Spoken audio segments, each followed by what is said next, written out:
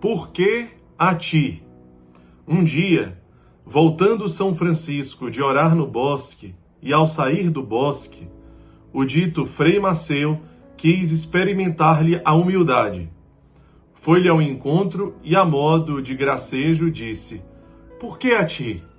Por que a ti? Por que a ti? São Francisco respondeu: Que queres dizer?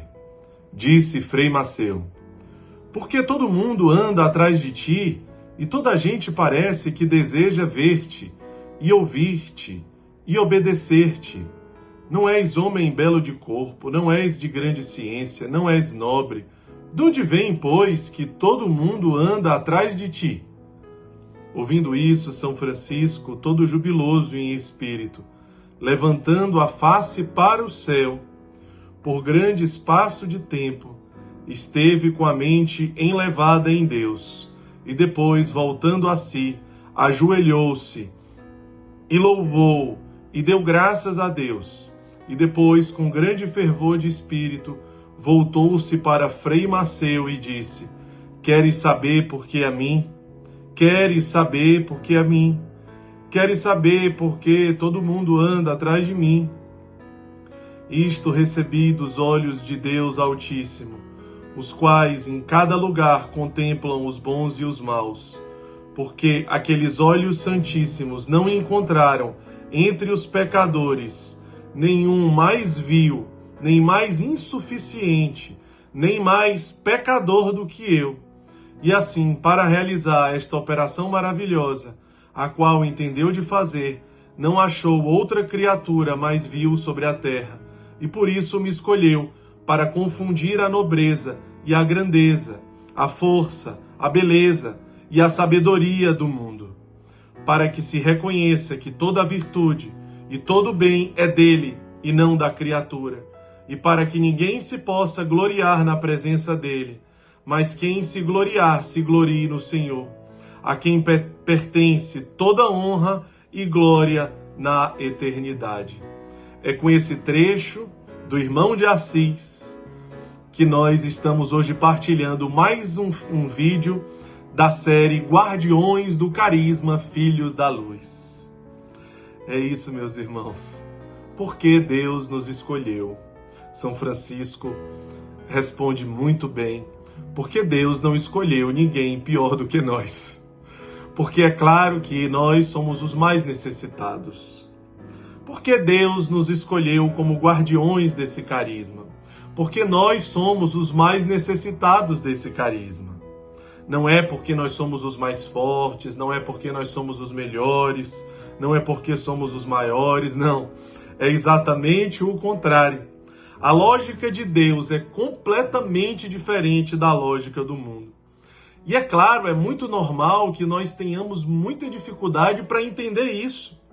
Porque é claro, nós somos formados, nós somos educados pela sociedade de hoje a entender desde muito cedo que o mundo é para os maiores, é para os melhores. Então, nós sempre pensamos que as recompensas, elas precisam vir desta forma. Mas não se trata de recompensa. Se trata de misericórdia. Deus escolhe você não por mérito, não por recompensa.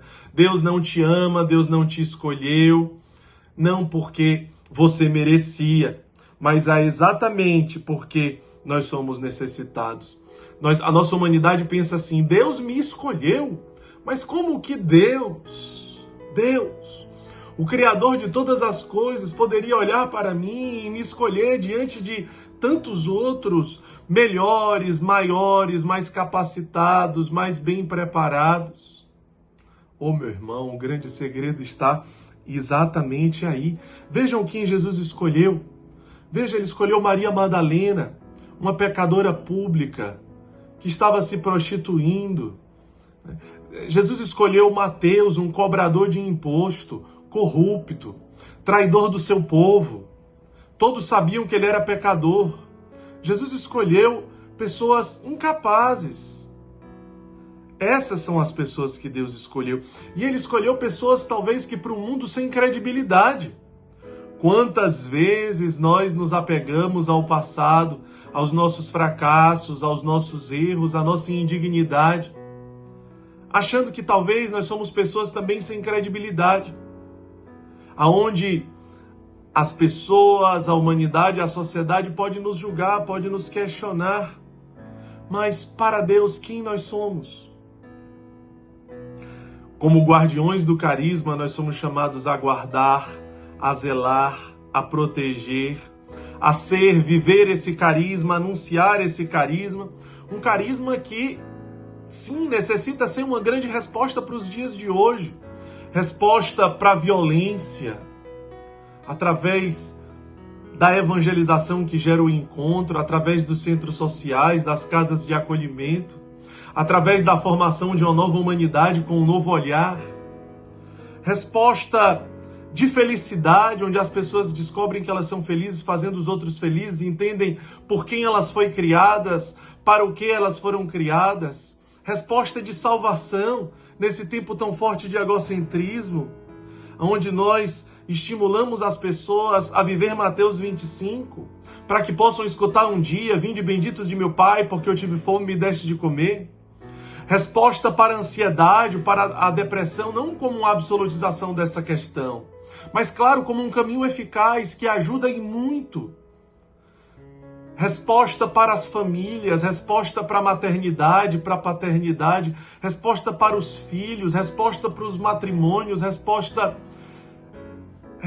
para tantas realidades, tantos desafios, resposta para as drogas, resposta para os jovens que têm tanta sede de buscar um Deus concreto, de conhecê-lo, de tocá-lo, de amá-lo. E aí talvez a gente se questione: como que eu posso ser guardião de algo tão sério, tão profundo, de uma resposta tão emergente, tão urgente para os dias de hoje?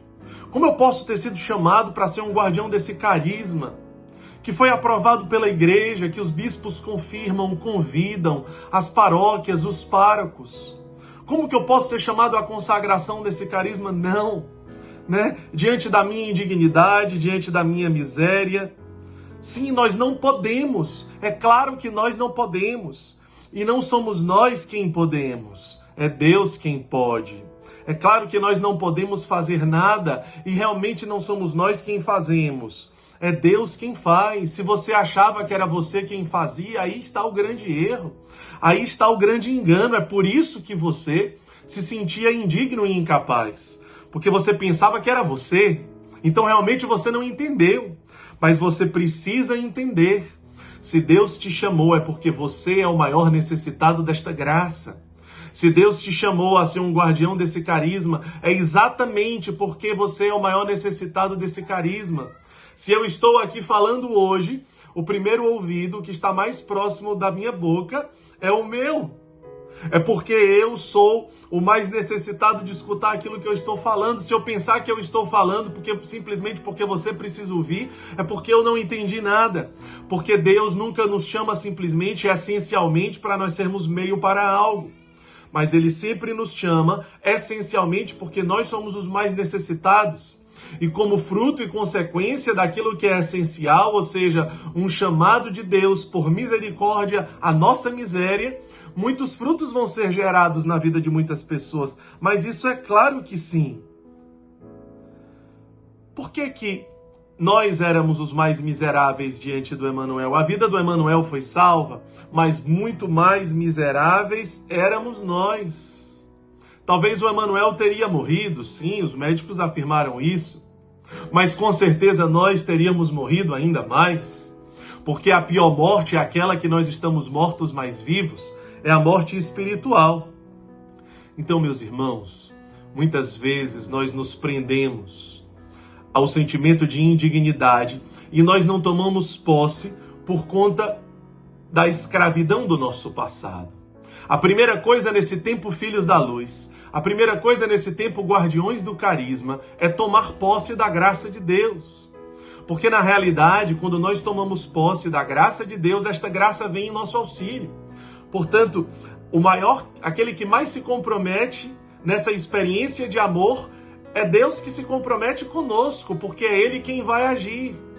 É a sua graça quem vai agir, nunca será pela nossa própria força. Sozinhos nada podeis fazer, sem mim nada podeis fazer. Não é verdade? Então, quando nós estamos escravos dos erros do passado, nós ficamos presos e paralisados para a graça que está sendo derramada sobre nós. Você caiu? Procure o sacramento da confissão e da reconciliação. Receba a absolvição de todos os seus pecados. Ah, mas vão me julgar.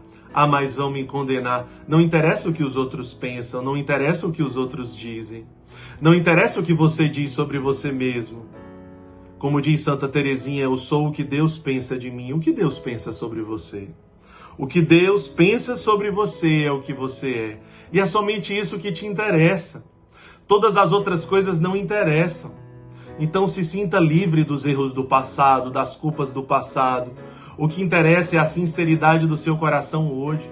O sacramento da confissão ele é válido se houver um sincero e profundo arrependimento e se houver um sincero e profundo propósito de mudança. Se existe um sincero arrependimento, se existe um sincero e radical propósito de mudança e não uma brincadeira com a misericórdia de Deus, então a confissão ela é válida. Você está livre, você foi absolvido pelos pecados. O confessionário é o único tribunal que o réu se declara culpado e sai inocente. Por isso, meu irmão, pare de se culpar. Não seja mais escravos dos seus erros, da sua história, das suas culpas e dos seus traumas. Assim você vai estar completamente livre para tomar posse da graça de Deus. Eu nunca vou esquecer do momento da clarificação do carisma, no início do ano de 2018, quando o Conselho da Comunidade partilhava com um dos fundadores de uma comunidade que tem reconhecimento pontifício. E hoje mesmo eu falei isso com ele. Quando ele me disse assim: Edwin, do que você tem medo? O conselho todo entendia algo específico, mas de fato eu tinha medo. Ele olhou nos meus olhos e perguntou para mim: Edwin, do que você tem medo? Essa pergunta até hoje ressoa dentro de mim. É claro que eu tenho até hoje muitos medos, muitas dúvidas, questionamentos. Mas nós precisamos avançar, meus irmãos. Como nos disse o Papa Francisco, coragem, avancem, continuem. Coragem não significa não ter medo, mas significa avançar. Não podemos ficar paralisados. Quando o medo vem de um sentimento de tentação, ele nos paralisa. E aqui está a grande ação do mal. Aquele sentimento que aponta para nós o nosso fracasso, a nossa incapacidade, a nossa indignidade. É aquele sentimento que nos paralisa, que impede a vontade de Deus acontecer na nossa vida. Aqui está o grande perigo. Isso, meus irmãos, é quando muitas vezes no nosso inconsciente, porque na maioria das vezes você não é capaz nem de aceitar esse sentimento. Ele dói tanto que você não é capaz de reconhecer que você não se ama ou não se perdoa. Portanto, você muitas vezes tenta transferir as responsabilidades, tenta transferir as culpas. É quando você quer desistir porque você não se sente capaz. Então você precisa culpar alguém. Então você precisa transferir responsabilidades para alguém. É exatamente o que acontece quando o irmão acolhido, por exemplo, ele quer desistir da caminhada. No fundo, ele quer desistir porque ele pensa que vai voltar para as ruas mesmo. Ele pensa que vai acabar caindo nas drogas de novo. Então, de que adianta ele vencer aquela abstinência, aquela dificuldade, aquela grande provação, se no fundo, um dia ele vai acabar nas ruas e nas drogas de novo? Mas como ele não quer reconhecer isso, ele precisa dizer que a culpa é da ex-mulher, que o traiu, a culpa é do filho, que não o aceita, a culpa é da morte do filho, a culpa é de Deus, a culpa é do coordenador, a culpa é do monitor, a culpa é de outro irmão acolhido. Sempre precisa transferir a culpa e a responsabilidade para alguém, porque na verdade ele não se resolveu com as suas culpas, ele não se resolveu com as suas responsabilidades. Ele não consegue amar o outro porque ele não consegue se amar. Então ele não consegue amar o próximo como a si mesmo porque ele não consegue se amar, porque ele não consegue se perdoar, porque ele é escravo das suas dores, dos seus traumas e das suas culpas. Aí é que está você permitir que o amor de Deus transborde através de você. Um amor que tudo perdoa, que tudo cura e tudo liberta. Um amor que simplesmente olhou para você e disse: eu quero você. Ele escolheu você, meu irmão, minha irmã, para ser um guardião desse carisma. Ele escolheu você para ser um discípulo. Não tem explicação. Ele escolheu porque Ele te ama. Ele escolheu porque sabe que você é o que mais necessita, é o que mais precisa desta vida, deste chamado e desta vocação. Veja, é impossível alguém não querer ser um discípulo de Deus. Quem não gostaria de ser um grande amigo de Deus, um grande discípulo de Deus? Mas nós resistimos porque nós não nos sentimos dignos. E é esse sentimento que Deus quer reconstruir dentro de você. Esse é o primeiro passo nesse tempo, filhos da luz e guardiões do carisma. Veja, você jovem que está iniciando uma caminhada e está assistindo esse vídeo. Cuidado! O primeiro passo de você tomar posse desta graça de Deus significa também ter os seus pés no chão. Cuidado com a superficialidade da alienação, aonde você quer justificar a preguiça e a irresponsabilidade com as suas obrigações e uma postura e uma correta coerência cristã com outras coisas. Quando você não dá testemunho de ser presença na família, nos seus estudos, nas suas responsabilidades. E isso se trataria de uma superficialidade alienada que não vai durar e que logo logo você vai trocar o chamado de Deus por qualquer outra coisa que massageie o seu ego e que alimente ainda as suas carências afetivas. Você vai trocar por um namorado, você vai trocar por ideologias, você vai trocar por sonhos, por prazeres. Mas quando você faz uma caminhada profunda, autêntica e madura, você dá um testemunho concreto e coerente. Você arrasta os seus pais, os seus familiares para essa experiência, porque eles olham e dizem: meu Deus, que experiência madura, autêntica, frutífera na vida do nosso filho. Nós queremos conhecer. Os seus amigos olham e dizem: olha, quantos frutos na vida dele, como ele se tornou uma pessoa melhor, como ele se tornou alguém melhor. Ele não fala mais mal dos outros, ele não quer ser superior aos outros, ele serve a todos, ele se preocupa com todos, ele ama a todos. Veja que pessoa diferente, ele cuida dos pobres, ele se preocupa com os outros, ele tem um novo olhar, um brilho no olhar. Isso é o verdadeiro testemunho de um guardião do carisma. Você, adulto, vocacionado da nossa comunidade, cuidado, né? Cuidado que o processo de amornamento ele é muito sutil. Quando você vai se fechando no seu egoísmo, agora eu vou viver apenas aqui mesmo, né? Simplesmente as minhas coisas, o meu trabalho, o meu dinheiro, a minha família, porque a minha família em primeiro lugar. Claro que em primeiro lugar é a célula fundamental da sociedade, mas isso não significa que fica por aí e para por aí.